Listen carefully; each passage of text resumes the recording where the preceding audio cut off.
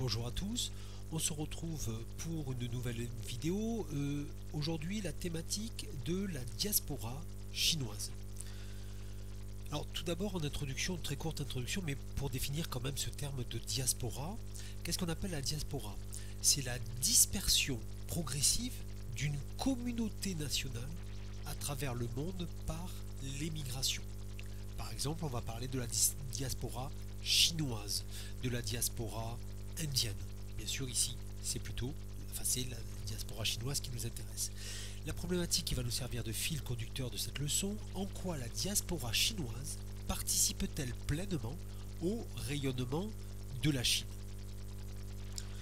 Grand A, une diaspora liée à l'histoire de la Chine, et tout d'abord les migrations historiques anciennes. Alors, c'est vrai que la diaspora chinoise est considérée comme la plus importante du monde, la plus ancienne, et elle s'est étoffée au fil du XXe siècle en suivant les aléas de l'histoire de la Chine. Ces migrations chinoises sont très anciennes, notamment vers l'Asie. C'est-à-dire que ça marche par cercle concentrique, du plus proche du foyer original de la Chine vers le plus éloigné. Et elles ne deviennent véritablement massives qu'au XIXe siècle. Il y a plusieurs causes pour expliquer ces migrations chinoises, cette dispersion des Chinois dans le monde qui forme aujourd'hui une diaspora. D'abord, il y a des causes internes, liées à la pression démographique en Chine, liées aussi notamment au XIXe siècle à la misère paysanne chinoise et liées aussi à des agressions étrangères. Par exemple, lorsque le Japon envahit la Chine en 1931 puis en 1937, il y a une partie des Chinois qui préfèrent émigrer vers d'autres pays. Les causes sont aussi externes. Elles sont liées notamment au XIXe siècle aux besoins de main-d'œuvre des colonies européennes, provoquées à la fois par l'expansion coloniale, c'est-à-dire il y a de plus en plus de colonies européennes, donc mathématiquement en quelque sorte de plus en plus besoin de main-d'œuvre, et aussi lié à l'abolition progressive de l'esclavage. Cette abolition progressive de l'esclavage ne va pas faire disparaître le travail forcé. On peut citer notamment la mise au travail forcé des coolies, le commerce des coolies, qui étaient des Chinois ou du moins des Asiatiques du Sud-Est qui étaient transportés vers les colonies européennes d'Asie, vers les îles sucrières de l'océan Indien ou encore vers les plantations et les mines d'Amérique latine durant toute la fin 19e et première moitié du 20e. Petit 2, l'évolution contrastée des migrations chinoises dans la deuxième moitié du XXe siècle. D'abord, 1949 marque clairement une rupture. On rappelle que c'est la victoire des communistes de Mao Zedong sur les nationalistes du Kuomintang. Si vous avez un doute, allez voir la leçon sur la Chine depuis 1911. Cette victoire des communistes va provoquer des départs importants des nationalistes vers des vaincus donc, vers Hong Kong, vers Macao, vers Taïwan, qui sont à ce moment-là des territoires non contrôlés par les communistes chinois. Entre 1950 et 1980, l'émigration chinoise va ralentir fortement, puisque le pouvoir communiste va fermer les frontières. C'est en lien bien entendu avec le maoïsme économique, puisque on rappelle que Mao veut s'appuyer sur la population nombreuse pour sa politique économique appelée le grand bond en avant. Donc là encore, si vous avez un petit doute ou un manque, allez voir cette leçon ou relisez votre leçon sur la Chine depuis 1911. Progressivement, à partir des années 80, l'ouverture de la Chine et la libéralisation économique vont provoquer l'augmentation de nouveau des flux migratoires chinois. Et cette augmentation s'explique aussi notamment par le changement de perception qu'ont les autorités chinoises de cette migration à l'étranger, puisque dans le tournant des années 80, cette migration chinoise qui était considérée auparavant comme une faiblesse, parce qu'on perdait de la main-d'œuvre, devient un atout pour le développement économique de la Chine. Grand 2, les Chinois dans le monde, une diaspora majeure. Petit 1 d'abord, les différentes destinations de la diaspora. Alors d'abord, un chiffre global, la diaspora chinoise, c'est-à-dire l'ensemble des Chinois à l'étranger, atteint aujourd'hui environ 40 à 50 millions de personnes. On peut comparer avec l'Inde, la diaspora indienne qui compte 20 millions de personnes. Elle est présente dans le monde entier, mais comme le montre la carte, il y a clairement des différences. D'abord, l'Asie du Sud-Est. C'est le premier cercle d'émigration. On a vu que ça datait depuis très longtemps. Aujourd'hui, les pays d'Asie du Sud-Est concentrent 75% des Chinois de la diaspora. Vient en deuxième ce qu'on peut appeler le monde occidental au sens assez large, l'Europe, les États-Unis, le Canada, l'Australie, qui accueillent une part relativement modeste, 3 à 5 millions de Chinois, mais ce sont des destinations qui sont devenues depuis les années 80 la principale destination des Chinois expatriés aujourd'hui. Le reste de la diaspora est plus secondaire, elle est établie notamment en Amérique latine, dans les pays de l'ex-URSS et en Afrique. Alors numériquement ça reste faible, mais on se rend compte que l'Afrique constitue depuis peu une destination migratoire importante quand même pour les Chinois, en lien avec l'implantation économique des entreprises chinoises aussi en Chine.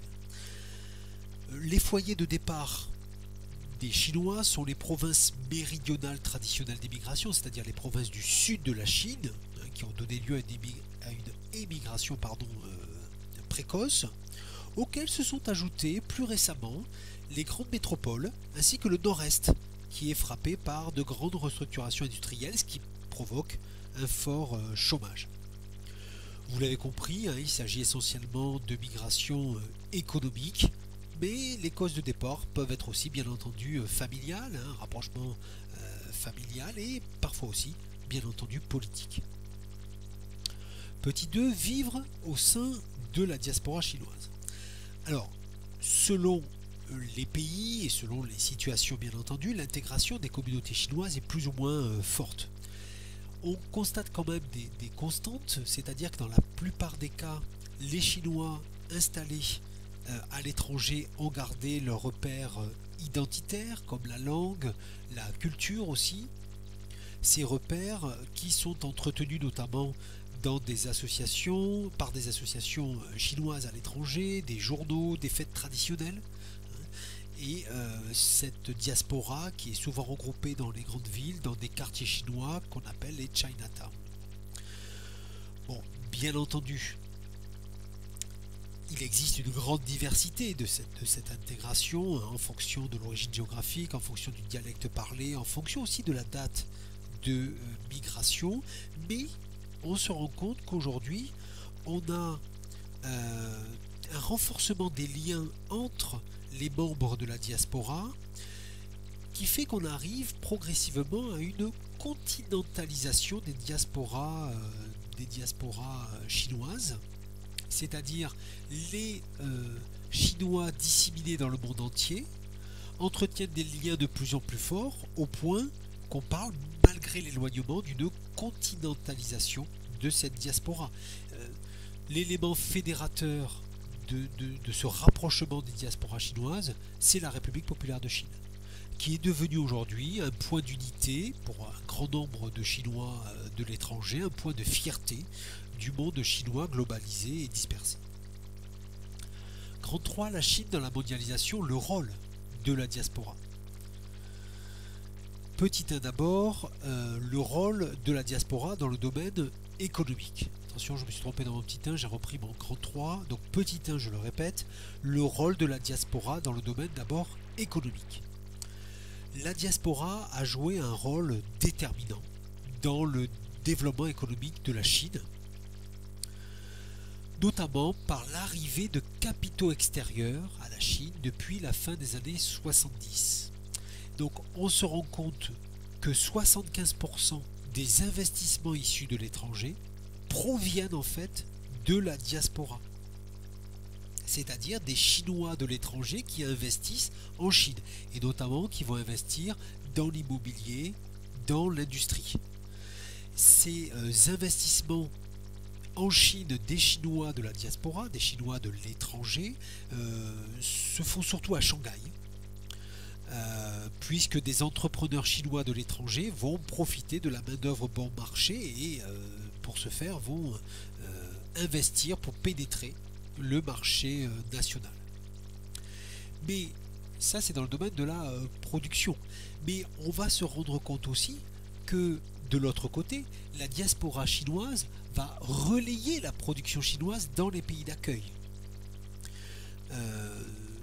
La multiplication des entreprises de la diaspora provoque une immigration de la main-d'œuvre qui contribue au développement de la diaspora, ce qui en retour renforce la demande de produits venus directement en Chine. Il y a donc une très forte intégration entre les réseaux économiques et les réseaux migratoires. D'ailleurs, dans certains pays d'Asie du Sud-Est, des Chinois contrôlent la majorité de l'économie, ce qui fait que parfois d'ailleurs ils sont victimes de jalousie, mais surtout de discrimination. Par exemple, on peut prendre l'exemple de l'Indonésie, où les Chinois possèdent entre 70 et 80% du commerce, mais où il leur est très difficile d'être admis, par exemple, à l'université. Petit 2, la diaspora chinoise favorise la présence mondiale de la Chine dans le monde. Les autorités chinoises ont bien compris que les Chinois de l'étranger peuvent être un levier de développement. Et la Chine va utiliser désormais la présence de ses compatriotes à l'étranger au profit de son propre retour sur la scène internationale. Les autorités chinoises vont donc tenter de s'attacher les communautés à l'étranger, d'abord par leur défense via un réseau diplomatique très élevé. Mais aussi les autorités chinoises vont veiller à ce que les Chinois de l'étranger disposent de services de nature diverse, de services bancaires, les médias, comme par exemple le quotidien Les Nouvelles d'Europe, qui est publié bien sûr en chinois. Je vous ai mis l'illustration, une de ce journal en illustration. La chaîne aussi de télévision CCTV4, qui est une chaîne qui émet en chinois pour les Chinois de l'étranger.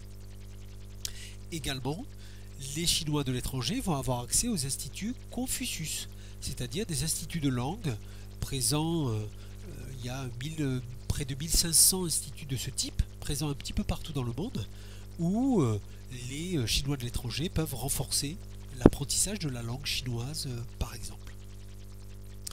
Voilà, c'est la fin de cette leçon. Vous pouvez laisser un commentaire pour faire une remarque ou poser une question si cela vous est utile.